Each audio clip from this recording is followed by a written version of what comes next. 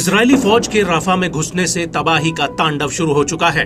एक तरफ जहां आसमान से इजरायली एयरफोर्स के लड़ाकू जेट्स हमास के ठिकानों पर आग बरसा रहे हैं, वहीं दूसरी तरफ हमास और उसकी सैन्य शाखाएं भी मैदान में डट कर खड़ी हुई हैं।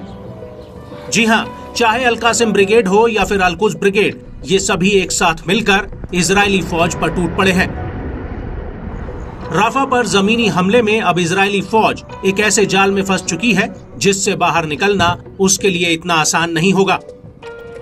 उसकी असल वजह यह है कि जैसे जैसे इजराइल के टैंक और सैनिक राफा के भीतर घुसते जा रहे हैं, वैसे वैसे हमास के लड़ाके उन पर गोले, रॉकेट्स और मिसाइल बरसा रहे हैं।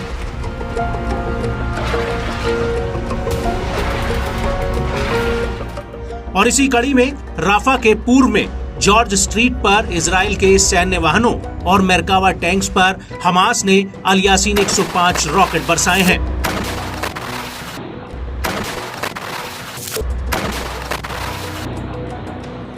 इसके अलावा राफा क्रॉसिंग पर भी जब इजरायली फौज घुसने की कोशिश कर रही थी, तभी अल कासिम ब्रिगेड ने उसे मोटर गोलों से दहला कर रख दिया।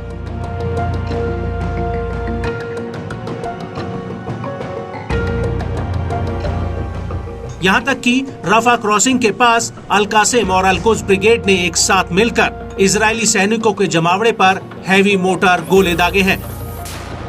हमास ने इसका एक वीडियो भी जारी किया है, जिसमें हमास के लड़ाके दूर खड़े इजरायली टैंक और सैन्य वाहन पर गोले दागते दिख रहे हैं।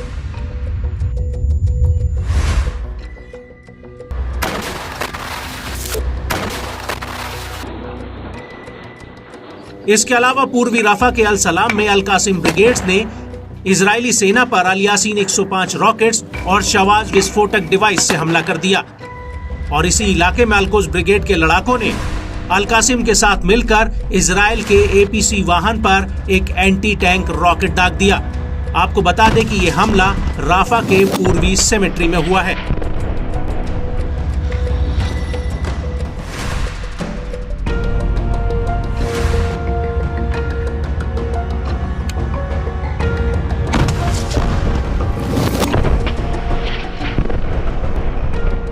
वहीं जॉर्ज स्ट्रीट पर इजरायली सैनिकों पर हमले का अल कुद्स ब्रिगेड ने एक वीडियो भी जारी किया है। इस वीडियो में कई रॉकेट्स और 60 कैलिबर मोटर लॉन्चर में भरे नजर आ रहे हैं और फिर हमास का लड़ाका एकाएक इन्हें आईडीएफ की तरफ दाग देता है।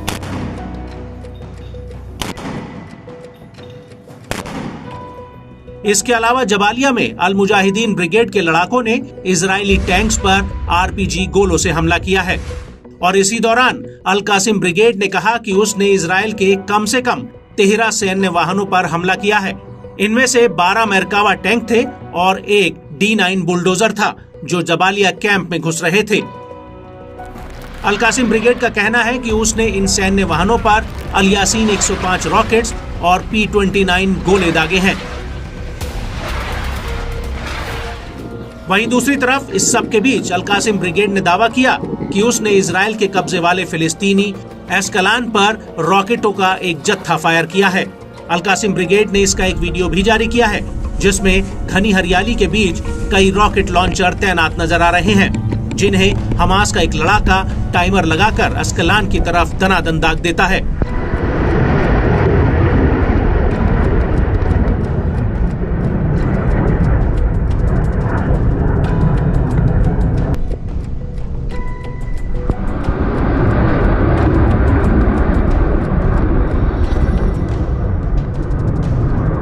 इन हमलों को लेकर इजरायली मीडिया ने खबर दी है कि गाजा एनवेलप सेटलमेंट्स में इन हमलों की वजह से हवाई हमलों के सायरन बज उठे थे।